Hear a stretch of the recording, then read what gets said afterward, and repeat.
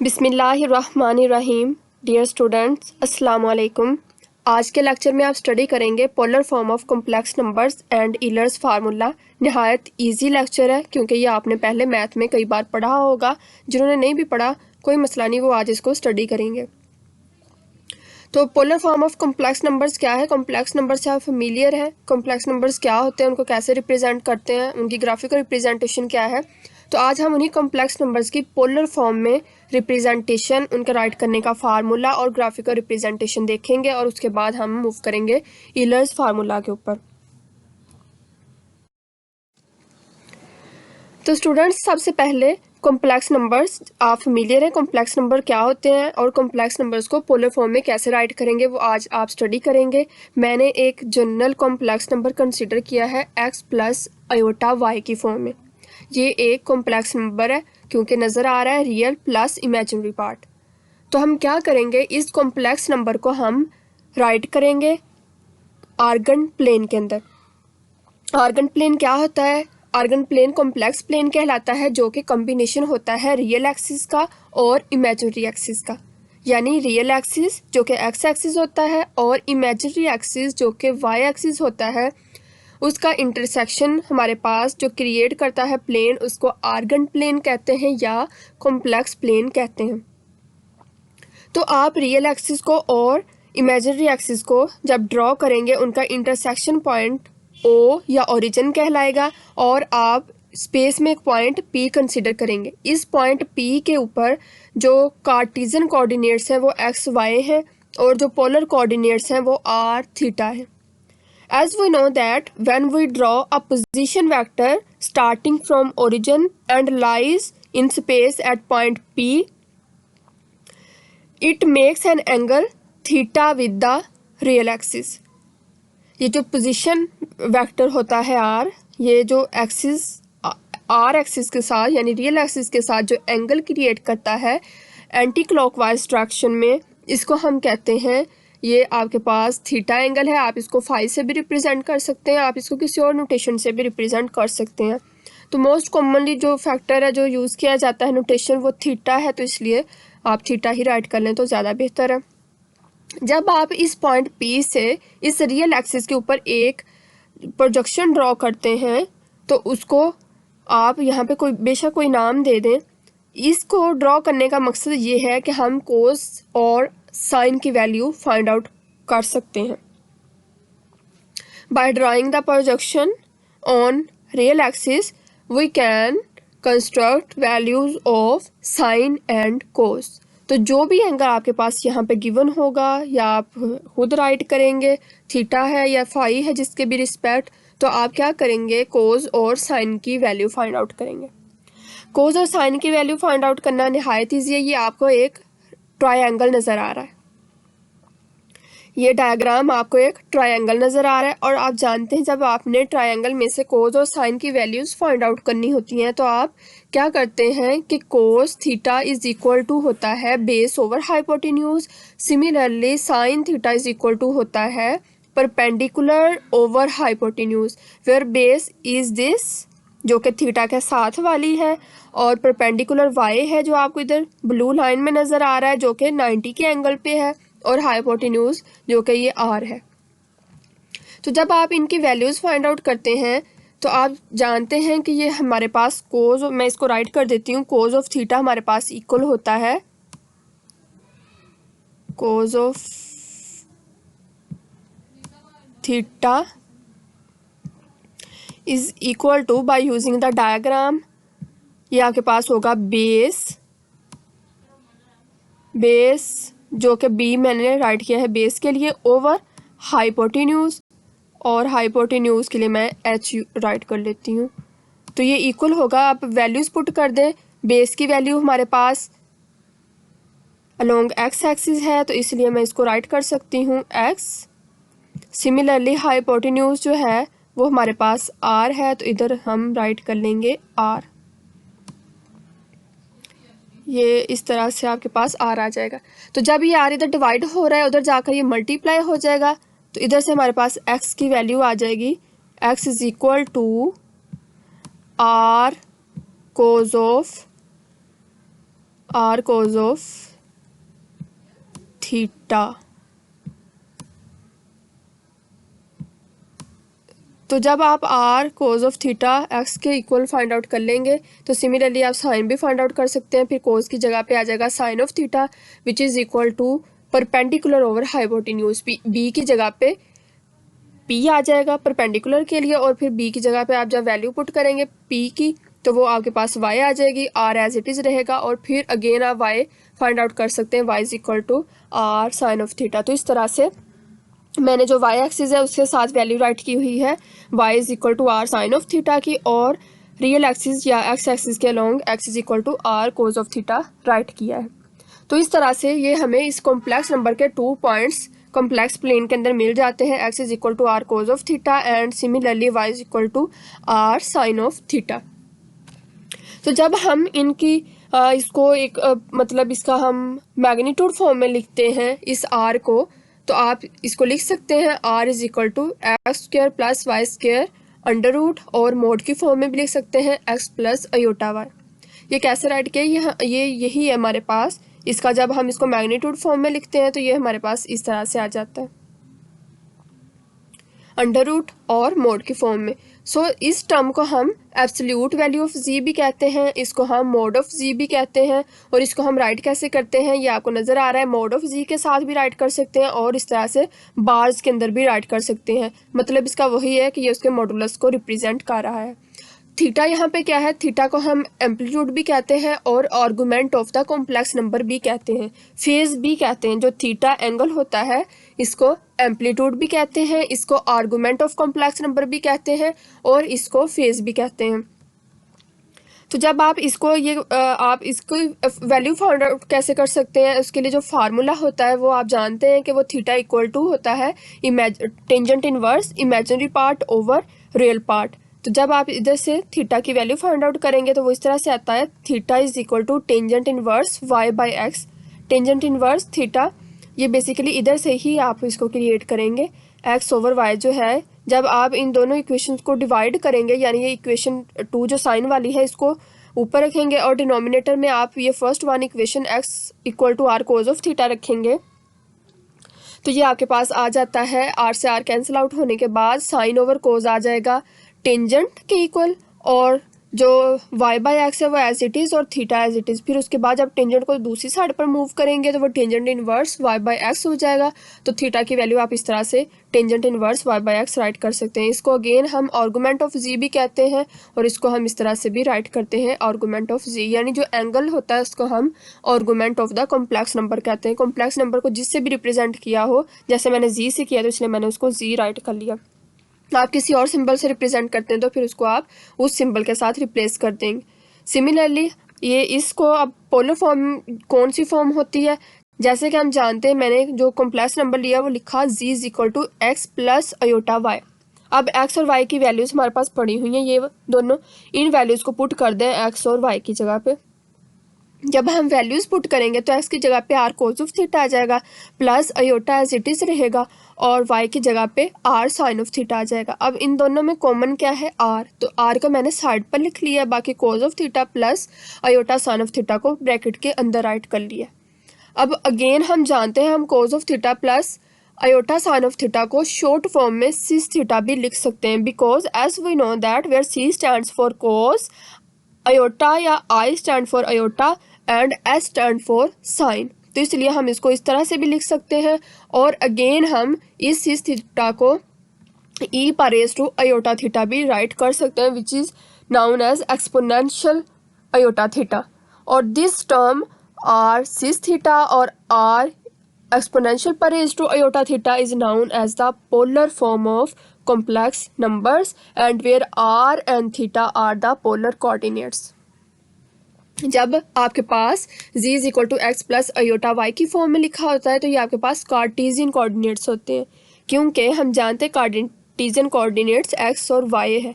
तो इस तरह से यहाँ पे एक्स और वाई की इन्वॉल्वमेंट है, तो ये कार्टेशियन कोऑर्डिनेट्स होते हैं। और जब हम कॉम्प्लेक्स नंबर को आर अयोटा थीटा या सिस थीटा या एक्सपोनेंशियल थीटा में राइट करते हैं तो हम इसका मतलब होता है कि वो पोलर फॉर्म है, क्योंकि वहाँ पे पोलर कोऑर्डिनेट्स इन्वॉल्व होते हैं जो कि आर एंड थीटा है। अब डिफरेंट रिप्रेजेंटेशंस हैं, ये मैंने 4 फिगर्स जनरेट किए हैं जिसमें आप इनको रिप्रेजेंट कर सकते हैं। जैसे कि फिगर नंबर 1 में देखें, रियल एक्सिस, इमेजिनरी एक्सिस और सर्कुलर फॉर्म में जब आप कॉम्प्लेक्स नंबर को रिप्रेजेंट करते हैं तो अगेन वही तरीका है कि आप नॉर्मल ड्रॉ करते हैं जो कि पोजीशन वेक्टर भी होता है आर, तो वो नॉर्मल भी कहलाता है। इसके अलावा एंगल थीटा को फेज भी कहते हैं। फिर इनको इन वैल्यूज़ को अलोंग एक्स एक्सिस आप रिप्लेस कर सकते हैं ए और बी के साथ। रिप्लेस कब करेंगे? जब आप क्या करते हैं कि आपके पास वैल्यूज़ हों एक्स प्लस अयोटा वाई की जगह पे ए प्लस अयोटा बी। अगर आप एक्स प्लस अयोटा वाई जो कॉम्प्लेक्स नंबर मैंने पहले राइट किया था पिछली स्लाइड में, एक्स प्लस अयोटा वाई, मैंने कहा आप कोई भी कॉम्प्लेक्स नंबर राइट कर सकते हैं, ले सकते हैं। तो पहले ये था, उसको जब हम रिप्लेस कर देते हैं ए प्लस अयोटा बी के साथ, तो वो फिर आप इधर देखें कि एक्स अलोंग एक्स एक्सिस ए की वैल्यू आ जाएगी, अलोंग वाई एक्सिस बी की वैल्यू आ जाएगी। सिमिलरली आप फिगर नंबर 2 पे मूव कर लें, उधर भी वही चीज़ है कि मैंने उनको डिफरेंट नोटेशंस में या डिफरेंट मेथड से, तरीक़ों से आपको दिखाया हुआ है। ये आपके पास रियल लाइन है, यानी कि सिर्फ रियल, अभी आप रियल पार्ट के लिए आपने इसको ड्रॉ किया है। अलोंग वाई एक्सिस इसकी रिप्रेजेंटेशन नहीं है। J y also means iota y, j y also means imaginary term और imaginary axis, x means real axis. तो जब आपके पास जो इमेजिनरी पार्ट है उसकी वैल्यू ना हो, कोई भी सिर्फ रियल पार्ट एग्जिस्ट करता हो, तो इसलिए आपके पास जो ग्राफिकल रिप्रेजेंटेशन होगी वो फिगर नंबर 2 की फॉर्म में होगी। सिमिलरली फिगर नंबर 3 जो है, अगेन आपके पास, आप इसको सिंपली फॉर्म में भी लिख सकते हैं कि जैसे ये आपको नज़र आ रहा है, रियल एक्सिस है, आई जो है वो इमेजिनरी एक्सिस को रिप्रेजेंट कर रहा है, आर आपके पास एक पोजीशन वेक्टर या नॉर्मल है, पोजीशन वेक्टर ना कहीं इसको नॉर्मल कह लें, बेशक नॉर्मल है। ये जो एक्स और वाई है ये कार्टेशियन कोऑर्डिनेट्स हैं। जब आप इसको पोलर फॉर्म में कन्वर्ट करते हैं तो फिर आप इस इधर जो है इंक्रीमेंट लगा लेते हैं, आर और थीटा भी आप इधर इस पॉइंट, इसको पॉइंट पी कह दें, इस पॉइंट पी के साथ आप इसको डोनेट कर देते हैं आर और थीटा के साथ भी फिगर नंबर 3 में। सिमिलरली फिगर नंबर 4 जो है आपको नज़र आ रही है, इसमें भी अगेन वही है कि अगर आप जो है उसको वैल्यूज़ को या आपका जो कॉम्प्लेक्स नंबर है आप उसको a plus x plus iota y में लिखने की बजाय आप उसको ए प्लस अयोटा बी या ए प्लस जे बी, क्योंकि कुछ बुक्स में ये नोटेशन भी होती है तो ये भी रॉन्ग कंसीडर नहीं होगा। आपको कॉन्सेप्ट होना चाहिए कि ये भी आपके पास जो है वो कॉम्प्लेक्स नंबर है या कॉम्प्लेक्स नोटेशंस हैं। तो इस तरह से अगर उनको रिप्रेजेंट करते हैं तो फिर उनके लिए भी आपके पास फिगर नंबर 4 अवेलेबल है। नेक्स्ट है आपके पास, आप आर्गुमेंट कैसे फाइंड आउट कर सकते हैं। आर्गुमेंट का मतलब क्या है? Angle theta. ये डायग्राम के अंदर देखें, जैसे कि ये हम नॉर्मल लाइन से जो आर है, जब उसका एंगल ड्रॉ करते हैं एक्स एक्सिस के साथ इस तरह से एंटी क्लॉकवाइज डायरेक्शन में, तो वो थीटा एंगल कहलाता है, या उसको हम आर्गुमेंट भी कहते हैं। और इसको फाइंड आउट करने के 2 तरीके हैं। एक तरीका ये है, फार्मूला अप्लाई करने से, theta is equal to tangent inverse y by x. एक तो ये तरीका है, और दूसरा तरीका जो है वो पोलर फॉर्म को यूज़ करेंगे। ये फार्मूला कहाँ से आया है? ये हमने डायग्राम से ड्रॉ किया। मैंने अभी पहले पिछले स्लाइड में बता भी दिया है कि जब हम x is equal to r cos of theta और y is equal to r sine of theta find out कर लेते हैं, तो हम फिर इन दोनों इक्वेशंस को डिवाइड करेंगे। वाई वाली इक्वेशन को हम पहले राइट करेंगे और एक्स वाली इक्वेशन को हम बाद में राइट करेंगे। इन दोनों को इक्वेशन को जब हम डिवाइड करते हैं इस तरह से, वाई इज डिवाइड भी साथ में लिख लेती हूँ, वाई ओवर, मेरे से ना थोड़ा रफ लिखा जा रहा है, इसको आप सही से लिख लीजिएगा, y over r r sine of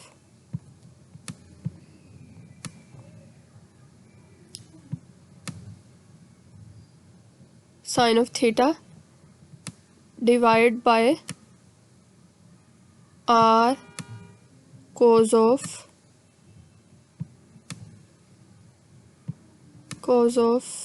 theta. तो इस तरह से ये फिर आर, ये वाला आर और ये वाला आर कैंसिल आउट हो जाएंगे। ये हमें पता है साइन ओवर कोस क्या होता है मैथ की टर्म में, ये होता है टेंजेंट। तो इधर आ जाएगा टेंजेंट थीटा।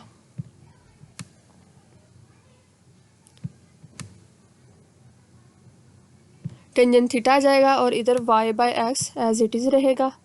जब हम टेंजेंट को दूसरी साइड पर मूव करेंगे यानी लेफ्ट हैंड साइड पर, तो वो आपके पास फिर टेंजेंट इन्वर्स हो जाएगा और इस तरह से आपके पास ये वाला फार्मूला जनरेट हो जाता है जो कि है theta is equal to tangent inverse y by x.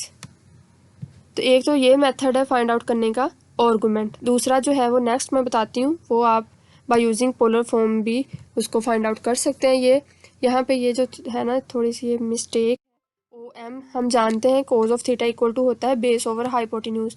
तो बेस हमारे पास ओ एम है और जो हाइपोटेन्यूज है वो ओ पी है, तो यहाँ पे ओ आएगा ओ पी। तो इस तरह से वैल्यूज पुट करेंगे और फर्दर हम उसका फिर आर्गूमेंट फाइंड आउट कर लेंगे complex number z is equal to x plus iota y के लिए, जिसको हम फिर रिप्रेजेंट कर सकते हैं एम्पलीट्यूड ऑफ z के साथ। एम्पलीट्यूड भी कहते हैं, आर्गूमेंट भी कहते हैं, and it is measured by as the angle which is the line O P, यानी कि ये जो डायग्राम के अंदर लाइन नज़र आ रही है O P makes with the positive x axis in the anti clockwise sense. ये बाय डिफ़ॉल्ट इसकी जो डायरेक्शन है हमारे पास एंटी क्लॉकवाइज होती है।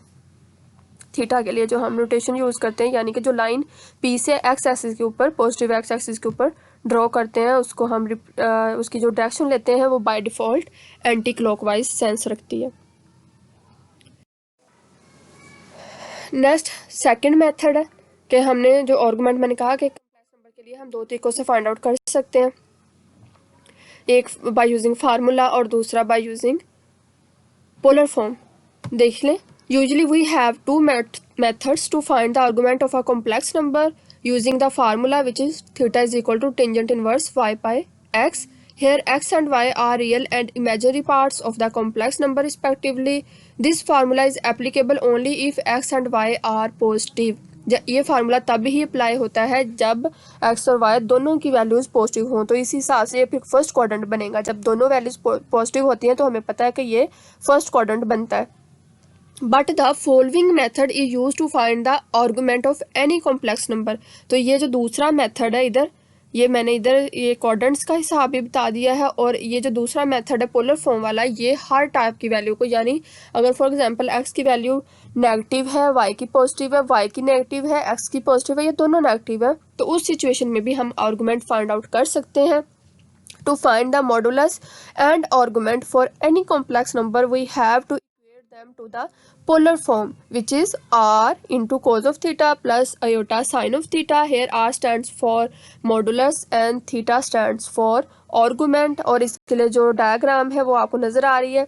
जब दोनों ही पॉजिटिव हो, कोस भी साइन भी, तो वो फर्स्ट क्वाड्रेंट में लाई करेंगे। हम theta equal to A consider करेंगे, यानी कोई हमें एंगल में से कोई वैल्यू नेगेटिव नहीं करनी पड़ेगी। ए का मतलब कोई भी वैल्यू, जनरल वैल्यू। उसके बाद sine theta is positive, cos theta is negative, तो कोस लॉन्ग एक्स एक्सिस होता है और साइन लॉन्ग वाई एक्सिस होता है। तो इस तरह से ये सेकंड क्वाड्रेंट बनेगा और फिर हम पाई में से ए को माइनस करेंगे, उस वैल्यू को, जो भी एंगल बन रहा होगा। ये एंगल बेसिकली ए जो है ये अल्फ़ा को रिप्रेजेंट कर रहा है, तो अल्फ़ा का मतलब कोई और एंगल। जब आप उसको माइनस करेंगे सेकंड क्वाड्रेंट के लिए पाई में से। सिमिलरली जब दोनों ही वैल्यूज़ नेगेटिव होंगे, थर्ड क्वाड्रेंट होगा, तो फिर आप minus pi plus alpha right करेंगे। सिमिलरली जब फोर्थ क्वाड्रेंट होगा तो साइन थीटा फिर आपके पास नेगेटिव होगा, कोस थीटा पॉजिटिव होगा। तो जो आपका कॉम्प्लेक्स नंबर है वो लाई कर रहा होगा फोर्थ क्वाड्रेंट के अंदर, तो उसका मतलब है कि आप जो आपके पास एंगल है वो टोटली नेगेटिव है, उसको आप नेगेटिव अल्फ़ा की फॉर्म में राइट करेंगे। अल्फ़ा का मतलब यहाँ पे कोई भी और वैल्यू, कोई भी और एंगल। नेक्स्ट है आपके पास इलर्स फार्मूला। इलर्स फार्मूला की जो नोटेशंस हैं वो आप इसको एक्स की फॉर्म में भी राइट कर सकते हैं, थीटा की फॉर्म में भी राइट कर सकते हैं।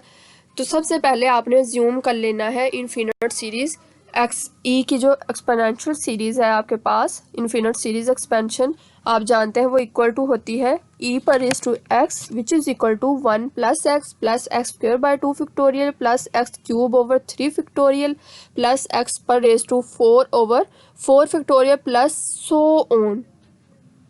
डॉटेड का मतलब है ये मतलब चलती रहती है, इन्फिनिट है ना, नाम से ही रिप्रेजेंट हो रहा है, शो हो रहा है। इन्फिनिट सीरीज़ है e की, एक्सपोनेंशियल इन्फिनिट सीरीज़। तो ये मैंने सबसे पहले अज्यूम की और इसके अंदर मैंने पुट किया x की जगह पे अयोटा थीटा। क्यों पुट किया? क्योंकि मैं इलर्स फार्मूला प्रूव करना चाहती हूँ इस इन्फिनिट सीरीज़ के थ्रू। तो मैंने एक्स की जगह पे आयोटा थीटा पुट किया। जब इस पूरी सीरीज़ के अंदर इसको इक्वेशन कह लें या सीरीज़ कह लें, इसके अंदर जब मैंने पुट किया, हर जहाँ जहाँ पे भी एक्स है वो रिप्लेस हो जाएगा आयोटा थीटा के साथ। तो देख लें ई पर raise to iota theta left hand side पर, और बाकी भी जहाँ पर एक्स था उसकी जगह पे आयोटा थीटा आ गया। अब हम क्या करेंगे, हम इसको ओपन कर लेंगे। ये तो इधर से तो इतना एज इट इज़ रहेगा। यहाँ से आयोटा स्क्वायर आएगा। As we know that iota square is equal to -1, तो यहाँ पे माइनस आ जाएगा, आयोटा ख़त्म हो जाएगा। यहाँ पे आयोटा क्यूब है तो आयोटा स्क्वायर और क्यूब को साइड पर करके लिखेंगे, सॉरी आयोटा स्क्वायर और एक आयोटा को साइड पर लिखेंगे। आयोटा स्क्वायर की जगह पे अगेन माइनस आ जाएगा और एक आयोटा बाकी रह जाएगा। सिमिलरली आयोटा 4 की जगह पे फिर अगेन वो आपके पास 2 यानी आयोटा स्क्वायर हो जाएगा और iota square -1। Similarly iota square -1, तो वो माइनस माइनस दोनों मिलकर प्लस होंगे, तो ये आपके पास इस तरह से टर्म आ जाएगी। उसके बाद जो अगली टर्म होगी उसमें भी आपके पास आयोटा स्क्वायर एक आयोटा बाकी बच जाएगा, वो आयोटा एज इट इज़ आ जाएगा, और 2 आयोटा जो होंगे यानी स्क्वायर के साथ वो दोनों की वैल्यूज़ माइनस माइनस मिलकर प्लस, एंड सो ऑन। ये सीरीज़ आपके पास चलती रहेगी। सिमिलरली फिर जब मैंने नेक्स्ट टर्म में मैंने क्या किया, जो आयोटा वाली टर्म्स थी उनको साइड पर लिख लिया, जो वैसे सिंपल टर्म्स थी उनको साइड पर कर लिया। तो पहले हमारे पास 1 आ जाएगा, फिर इस वाली टर्म में आयोटा नहीं है ये आ जाएगी, इसके बाद इस टर्म में आयोटा नहीं है ये आ जाएगी, और उसके बाद देखें एक पॉजिटिव वैल्यू एक नेगेटिव वैल्यू, एक पॉजिटिव एक नेगेटिव। तो इस तरह से फिर मैंने एज्यूम किया कि अगली वैल्यू नेगेटिव होगी, तो इस तरह से ये dotted so on. Similarly iota को कॉमन ले लिया हर टर्म में से, फर्स्ट टर्म थीटा आ जाएगी, उसके बाद अगली टर्म ये है, ये माइनस के साथ है तो थीटा क्यूब ओवर 3 फैक्टोरियल, उसके बाद अगली टर्म प्लस में तो थीटा 5 ओवर 5 फैक्टोरियल। यहाँ पे भी देखें पहली टर्म प्लस में, अगली टर्म नेगेटिव में, फिर अगली प्लस में, तो इट्स मीन अगली भी नेगेटिव में होगी, तो इसलिए मैंने इसको सो ऑन कर दिया। अब आप जानते हैं कि left hand side as it is रहेगा और ये एक्सपेंशन बनती है कोज ऑफ थीटा की। जिस तरह से ये इन्फिनिट सीरीज एक्सपेंशन है एक्सपोनेंशियल की, सिमिलरली कोज ऑफ थीटा की जो इन्फिनिट सीरीज एक्सपेंशन है वो ये है 1 minus theta square over 2 factorial plus ये थीटा की जगह पे एक्स भी हो सकता है, तो वो उससे कंफ्यूज होने की ज़रूरत नहीं है, थीटा की जगह पे एक्स भी होता है। तो इस तरह से ये कोज ऑफ थीटा की इन्फिनिट सीरीज एक्सपेंशन है और ये साइन ऑफ थीटा की, तो मैंने रिप्लेस कर दिया, इसकी जगह पे cos of theta iota as it is रखा, और ये सीरीज़ है साइन ऑफ थीटा की, तो ये इस तरह से। और फिर मैंने इसको और कर एक्स में भी लिख दिया कि ये दोनों ही आपके पास जो है रिजल्ट्स वैलिड है। तो ये आपके पास बेसिकली कहलाता है ईलर्स फार्मूला। इसका मज़ीद डेरिवेशन करने की ज़रूरत नहीं है, इधर तक कि आपको अगर कोई मसला हो तो आप मेरे से डिस्कस कर लीजिएगा। इसके अलावा अगर आपके पास, आप इसको फाई की फॉर्म में भी लिख सकते हैं, मतलब एंगल का डिफरेंस नहीं है, यहाँ पे कोई भी एंगल हो, जो बेसिक फार्मूला है वो इस तरह से ही रहेगा, इसको हम ईलर्स फार्मूला कहते हैं। इसके अलावा ये जो आपके पास टर्म होती है, यानी कि आप इस ई पर रेस टू आयोटा पाई में या आयोटा फाई में या आयोटा एक्स में अगर +1 कर देते हैं इक्वल टू 0 करके, तो इसको हम कहते हैं which is known as Euler's identity.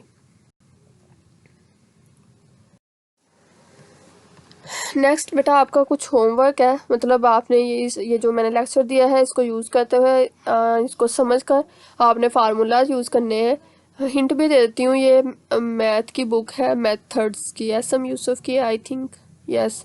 तो मैथ की बुक है, उसमें आपने ये किए होंगे, उधर से आप हेल्प ले सकते हैं। आपने कोस 5 थीटा, साइन 5 थीटा और साइन क्यूब थीटा इनको प्रूव करना है, यानी आप लेफ्ट हैंड साइड लेके और राइट हैंड साइड प्रूव करेंगे। ये आपका होमवर्क है, ये आपने खुद करना है।